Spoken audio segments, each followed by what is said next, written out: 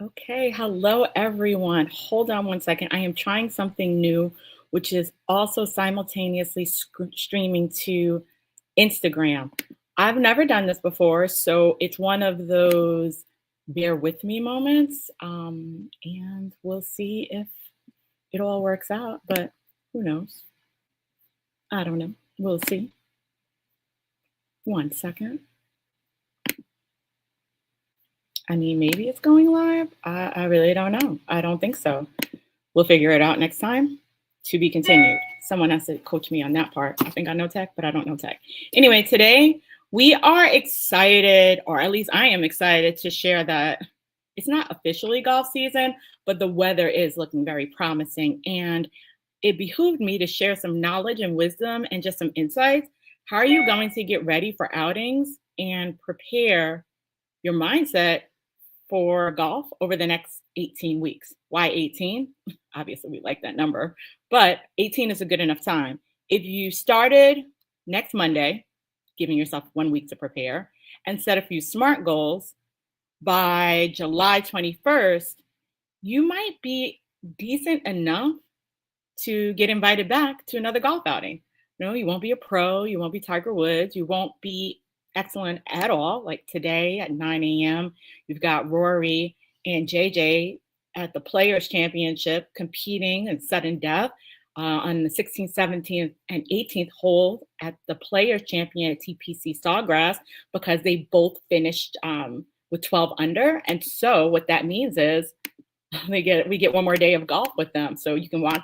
If you're not watching it, it might have already finished. I don't know because I'm not looking at the television, but I totally am going to watch it later. My thought is it's that time in New York City. I don't know where you're at, but if you're in this tri-state region, you'll know for the past two weeks, we've had decent weather. And so people that like golf have gotten excited. They may have skipped out on work one of the days that it was 66 degrees or 62 degrees, because it's exciting to know that the season is getting ready to start officially, I believe, April. But right now, we're looking at opportunities to practice, prepare, and get yourself mentally ready for the game. If you've never picked up a club and you've decided this is my year, why not start right now? How can you do that? Well, you can choose an indoor facility to start learning the basics of the game. You can use our favorite tool, the internet and Google and YouTube, to get some basics. But it's not until you actually get the club in your hand that you can start to practice. And I've got one easy tip for you. Over the next 18 weeks, if you do one thing at all, it's putt.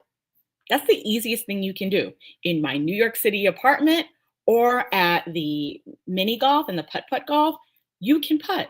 And so when it's time to sign up for an outing or when your clients invite you, you can own what you really know, putting.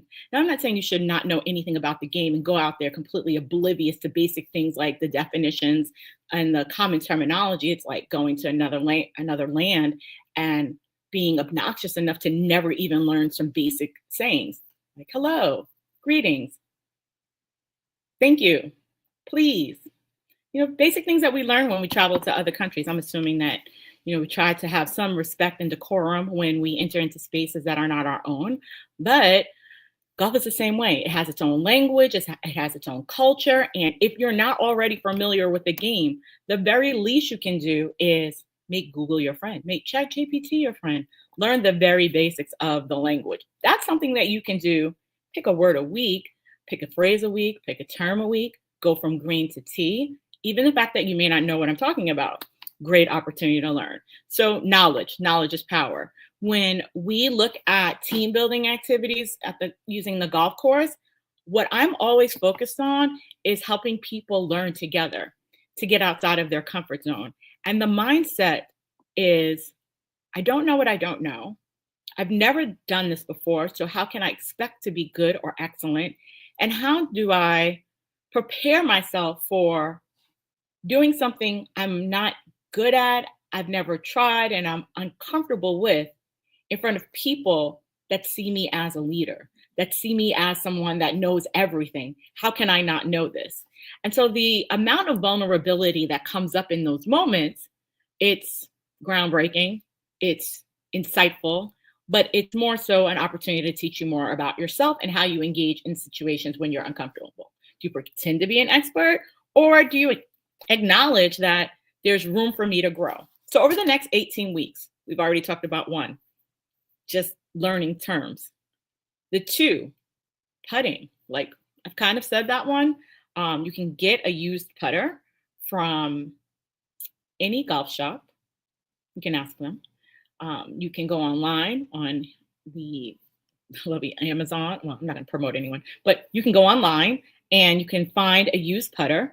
I mean, honestly, if you're a beginner and you're just trying to practice putting in your house, you want to think about two things. You want to make sure that if you're left-handed, that it's for a left-handed person, or right-handed, that's important. And if you're a woman or senior or petite, or just making sure from a sizing perspective, it's appropriate. So I might choose, with putters you can choke down. We pretty much could do a little bit of anything with a putter. I actually use the Nike Ignite. I picked it up, literally picked it up. No, actually someone gave it to me. I take that back. I was playing at Van Cortlandt, and it is a blade putter. And someone said, yeah, you should try this out, because I was using a 2-ball Odyssey putter, because those are like very popular. And then he's like, you should try this out. And he gave me the putter. So I now play with this Nike Ignite, and it's a little bit more precise, but it requires me to think a lot more. But I practice in my house, and I practice on the carpet. I have one of those rollaway things. You don't need that. You just need to practice putting to something. So you can start to learn your swing. You can learn how much effort is required. Obviously, it's not going to replace the opportunity to putt on real green grass.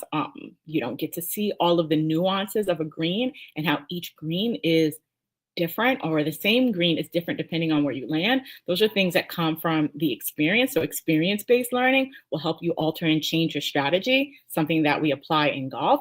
But going back to what you can do for the next 18 weeks, mindset, conversations and mindset. How are you feeling? What are your expectations of yourself? Are you feeling confident?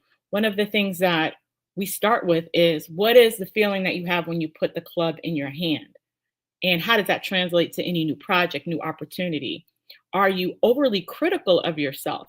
Are you disappointed at a higher or extreme level, not equal to the amount of effort that you've put into learning the game? It's very difficult to do that, but it's more likely that we do that in our lives than we realize. So over the next 18 weeks, you have an opportunity to be very strategic about how you want to grow in the game, but then also how it's showing up for you, what it's showing you about yourself, and then how you would like to take that and those lessons back into other spaces. So perfect example. If you are an entrepreneur and you're in a specific area, field, or network, it may behoove you to think about how you can use golf as a tool for business development. I preach this all day, every day. I am wearing branded material, because if you ever see me talking about my business, I am wearing something that says my company name with the logo. It is the shape of a golf ball. Shout out to my cousin for designing that. Long story about that. But the name of the company, IN-18, IN-18, because in 18 holes of golf, you'll learn everything you need to know about a person and yourself. And if not everything, enough. You'll learn enough. One of the things that we're looking at is, if business development can be done on a golf course, why not? I cannot equate a 20-minute coffee or an hour lunch catch up to a 4-hour round of golf. People say, oh, deals get closed on the golf course. Maybe. More so, relationships get built. You start to establish a rapport with someone. You get to know them. You understand how you can serve or how you can help, and they understand what you need. And in a perfect situation, you are present and able to enjoy them and have a good time and learn about them. Now, what happens with most beginners, they will go to a golf outing and obsess about their game. They haven't practiced. They haven't spent the time to get to know the information. They haven't thought about what it means to show up in these spaces. So when we're coaching people or coaching groups, the focus of it is, how do I leverage this for relationship building? How do I know what I know and then be aware of myself and how I show up? So for example, I find that in many cases, we don't take, or I don't see enough clients, and this is where my coaching comes in, think about how they're showing up in that moment and what that looks like in a grander scheme. I myself know that if I am prepared, I am more patient. If I, with myself and with others, if I am caught off guard, it takes me at least 2 holes to figure out, how do I want to be in this moment? It literally takes me 2 holes. Or I will say, if I haven't played for a very long time, it's going to take like 8 holes for me to warm up. That's a lot. So how did I start to think about getting that down to like the first hole is when we warm up? Just coming up with practices and recommendations for myself, grounding myself, meditating, thinking about and reading the scorecard and understanding like what the golf experience will be hole by hole, and not making any assumptions, literally not making any assumptions. I mean, if we talk about the 4 agreements, it always applies for me. But for you, a beginner, learn what you don't know. Don't get overwhelmed, but language and etiquette, probably the best place to start, because that is what will get you invited back. That is what will allow people to think about you when an opportunity presents itself. That is what will differentiate you from someone that is oblivious to anything related to golf, but is a good person to be in the course with. And it's a great time to get to know someone and learn about the game and learn how people play, and be able to step back and observe and listen and observe, listen to learn. So someone may invite you out. Don't get anxious about the invitation. Just become self-aware, learn what you don't know, ask around, because what you'll find is that there are a lot of different resources. We can direct you to multiple resources as well. We've got a few favorite pros that we use for teaching. But what I found is when I started to coach others, first I had to have a good sense of self and a great sense of my own game. So how do I coach you if I've not been or done the things that I want you to do? How can I tell you how to get to a destination that I've never been to? And that was the hardest part of this process. We want people to get into the game. We want them to grow in the game. Like, what is your end game? What is your goal? So another opportunity, the third and final, is set a SMART goal. If it is to play at an outing and to play all 18 holes, fine. If it is to use outings for your business development, which is what I started with, then we do a process called relationship mapping, and I'll be coaching on that. Actually, I'm doing a session on strategic relationships as a tool for scaling your business. And one of the tools that I talk about is how you can leverage golf to build relationships, for people to understand who you are, to have an opportunity to speak with you and learn about you. It's also a way for you to cultivate business and business development. On many occasions, I've been invited and had the opportunity to be included in spaces. Shout out to Mark Safardi, because he has invited me to at least a number of activities as I continue to grow in the spaces that I like to coach and train and use this strategy for. I am wildly passionate and curious about the energy market, because regardless of the decisions that government makes, we need power. We need power to power these computers, to power AI, especially generative AI, our phones, our devices. Like, we are always plugged in. We carry chargers with us at this point in time. So the sun is always here. It's probably the one power source that's always working. So I find it wildly fascinating. And so what we have to also look at is following our interests. And I will tell you that this process has been it's been a journey. I first started really trying to coach people or just bring more people to the game and share my excitement back in 2007. Can you believe that? 2007, like, that was almost 20 years ago. Almost 20 years ago, I caught the bug for golf, and I wanted everyone to grow with me. And it is very exciting when you first start and you start seeing the resources and you're like, I'm going to create this opportunity because I want to share it. That's what golf does. It's infectious in that way. And to the point where when I am doing or offering companies team building and using golf as a tool for team building, I never offer golf first. I never offer it immediately, because a dysfunctional team will be dysfunctional everywhere. They will be dysfunctional on a golf course. Team building can help, but if we are not looking at the root causes of poor communication or the root causes of poor collaboration or functional silos or just general frustration, then what are we really doing? We're just playing with no real goal in mind, with no real outcomes. Maybe, like, by all means, I think that everything, there's something for everyone. But in our case, we're looking at, how do I leave better than I came? How do I leave with a tool that will change or be transformational in my personal life, in my professional life? And if anything, I'll also have fun and be able to do this again.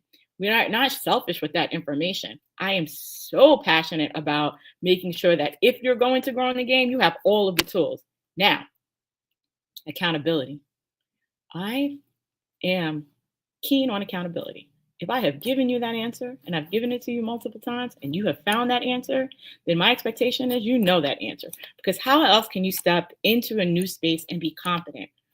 My focus is building confidence, building collaboration, improving communication, and I do it for all my clients. And I feel like you can do some of this on your own. Some of this is like inside work. It's like the inner child healing, the inside job. So specifically, learning terms, par, green, tee box, fairway, like putter, divot. Learn the clubs in the bag. Very easy. Driver, putter, it's a wood, it's an iron. Like, these are things that it doesn't take a golf lesson to teach you. It just takes the internet and exposure and opportunity. And I say that really matter of factly, but we are here to support you. And there are a lot of resources and communities that can support you as well. But some things are more important than others. Terminology and etiquette are probably at the highest point in the list, because no matter how skilled you are as a golfer, if you're not a kind person and you don't honor the etiquette, no one wants to play with you. Outing or no outing, it's just not fun or enjoyable.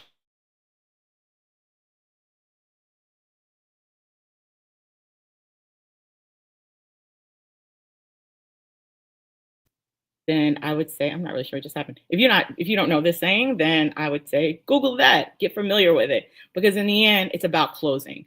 And for golf, you score a hole from the tee to the green. Your goal is to get the ball in the hole. Your goal is to close the deal. Your goal is to build a relationship. Your goal is to get the ball in the hole. So imagine if your one gift is to be able to close the deal and putt. That forced scramble, Google that, you're all playing together as a team. Imagine being the person that has the ability and the unique gift to get the ball in the hole. Probably the MVP, if anything, because that's the whole point, to putt out, to get the ball into the hole. And what you'll see is that most golfers, they are managing many thoughts. They are using a lot of information to determine or judge, but sometimes they're overthinking. Sometimes the brain is doing entirely too much, and the goal is to slow it down to a few core actions, deep breaths, and knowing what you know, that this pace will get me to this space, or this, standing behind the ball gives me a better view of the hole versus standing right over it and looking at it.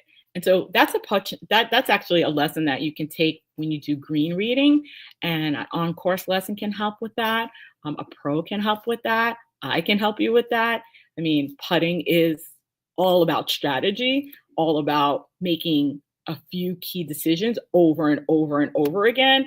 And so I say, focus there. When I used to teach kids, I still do. I teach kids, we start with putting. We take them to mini putt, like the putt, so that they can play and just get used to the game. And then we build on the game. We grow out until they get to the tee box. We grow them in the game from green to tee versus tee to green. You play from the tee box to the green. So even being able to know those things. So looking at it from that perspective, 18 weeks is a long time. If you just went and did one golf-related task once a week for 1 hour, I'd say that there'd be remarkable improvement. Whether it's one lesson, You have to practice. Like, please don't expect yourself to be excellent, but be more knowledgeable and be more informed and be more aware about how you like this or how you're enjoying this experience. I will say, do it for fun, do it with fun in mind, do it with learning in mind, observation in mind, opportunity to connect with nature and with yourself. Do it for the opportunity to be exposed to an industry that is tremendous, but has its quirks. There are some challenges. There's an etiquette and there's a language, and then there's a tire, and all of these things are, maybe they're antiquated, maybe they're just part of the posturing of the space. But in the end, your ability to find who you are in those moments is what is going to be unique about you. Um, and allow you to differentiate yourself and decide how you want to play the game. Make it your own. Make the game something for you, for your reason, for your purpose. If you're doing it just to build relationships, maybe. If you're doing it to build yourself, absolutely. It is one of the only times you can practice all of the things we talk about, but we don't know how to do. How do you practice patience? You get tested. How do you practice integrity? You have to test yourself. You have to be put in a situation. You can have all of the intention in the world, but it's not until it's you and no one watching. Well, maybe it's depending how spiritual you are, but let's say the man above is watching, then that's you practicing integrity. Perseverance, knowing that you've hit that ball into the water 4 times. What are you going to do next? Obviously, pace of play is a great term to learn. What will you do next? How will you navigate that? And then mapping that directly back into your office engagement and how you want to apply that to the way you work and the people you work with. So that is our mapping process, and that is part of the experience-based learning opportunity. In addition to that, for groups and organizations, I've more recently been using the DISC model as a correlation, or to give and offer a correlation between who we are in the office and who we are on the course. So that mapping is super fun. I don't know if I've shared that I'm a DISC certified partner. And so when you look at different applications, I've been leveraging that to foster more conversations for improved collaboration and improved communication on teams. But nobody wants to necessarily sit in a room all day and do that. The last 2 sessions we have been, but I'm looking forward to our next session, which is going to be, well, my next session with a client is going to be experience-based, not yet golf, but an experience-based play learning situation where we are taking leaders out to explore and build together, literally. Oh my goodness. If you think about DISC, people don't know it's a Wiley product. It starts with an assessment. You take it, it's multiple questions and multiple choice to kind of gauge your personality type. Um, the D is for dominant, and like it's just this whole thing. I can share that at a later time. I have a whole beautiful chart that I keep at my desk. The books are here. We do a lot of this, but what I think about is, how can you use it? Like, this is my favorite from my last client. We were kind of mapping out all of their personalities and like, where do they belong on the spectrum? But when you take that personality, you are also probably that way in multiple spaces in your life. So using the golf course is just one way to just assert who you are, and understand that having all personality types on a team can be very helpful and very powerful. We look at the next 18 weeks and think about who you could be between March 24th and what did I say? July 21st. July 21st is 18 weeks from next week. Week 1, well, this week, the prep week, the SMART goal.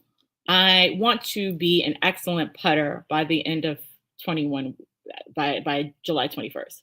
Fair. What are 3 strategies that you're going to take? I am going to go to putt-putt golf and see what I know. Then I'm going to book a lesson, or I'm going to reach out to LJ and ask her, what can we do together? I don't really coach in that way anymore. I focus on groups and CEO and CFO coaching, and COO coaching, really looking at how can they leverage golf as a tool for business development. My favorite case study is, and she'll tell you for herself, but CFO using golf as a tool to build their professional network for a nonprofit. Putting themselves in spaces where other nonprofits are, putting herself in spaces where other decision makers are, funders are, board members are, and Those are usually the golf outings of their clients, of their partners, of their vendors, of their suppliers. And how do we do the relationship mapping? We look at the key areas of opportunity based on past data. So not just where you think you should be, but where have you experienced wins? Where do you see the opportunity for growth? And what are the outings or events or activities that are happening? And in what way do you want to participate? I use a strategy for everything. You can either sponsor or you can just participate to explore. But usually and shout out to all of the people that do this, because it is a very impressive way to quickly raise the visibility of your brand. I host a golf outing to raise money for kids in the inner city to learn golf, and that's Finer Life Golf. And what we do is, for all of the brands that want to give back, this is their way to do it. We don't really focus on just the kids. We focus on the relationships that the attendees built. We understand that they are committed to giving back to this community. So we invite a lot of individuals that have a stake in the future of children K through 12 in the inner city that are in public schools that are not funded well enough to provide them with athletic programming. And specifically, they wouldn't be necessarily learning golf. So we provide a springboard for organizations to support that, for them to network, for them to connect, and for them to build strong relationships so that they can grow their individual businesses and networks. And so the sponsors get high visibility, the participants get great connections, and it just is a good way to give back and have fun. That's how we use golf. Regarding that CFO example, her opportunity was, before even becoming CEO, to be in the places and spaces that other CFO board members and individuals were, golf outings that are fundraisers, that are opportunities to just schmooze and get to know one another, and put herself in that space with confidence, with an eloquence in speech and ability to communicate her unique value and why she is a suitable leader. Because it's not about doing the work always, it's about doing the work and bringing in more work for the business to grow. It's about being able to be the go-to resource for organizations. I love putting together golf outings that can do that for individuals and companies to be able to grow. I love the relationship mapping piece that comes from being strategic. You start with your KPIs. Where are you getting money from? Who's giving you the money? Then where are they at? How do I get to them? How do I reach them? Who knows them? And can I just invite them out to a golf outing so that I could spend some time with them and kind of corner them in this space, have a fun time with them, and just learn about them? Because I don't know how to service your company until I actually know what you need. I can pitch this all day, but if that's not what you need, you're never going to choose my business. And I am okay with that. But where we do have a lot of clients and where we do have an opportunity are the people that are very intentional about, I haven't done this before and I'd like to do it now. I didn't grow up here. I didn't grow up in this space, but I find that in this day and age, it has been the game changer. And for me, I've now spoken for 29 minutes straight about just loving how golf has grown my life, but I can share that with you because it's a place that I've been, a destination that I believe everyone else should get to. I will say that the clients that I have right now all have one degree of separation from either a golf outing I played at, a golf client that I've met, or some experience loosely or directly connected to golf. Every client that I've had has been that way. The key is for me to vet who are the best fits. And that is something that we focus on and that you can master over the next 18 weeks. So if you want to learn more, visit the website, sign up for our newsletter, check us out, and we're going to be launching a prospective client and client appreciation event in April. So join the mailing list and stay tuned, and hopefully you will be able to join us at that event to kick off the season. Thanks again, and this is LJ, CEO of In-18. Join us for the next episode, Monday. April 17th. Can you believe it's already April? Almost.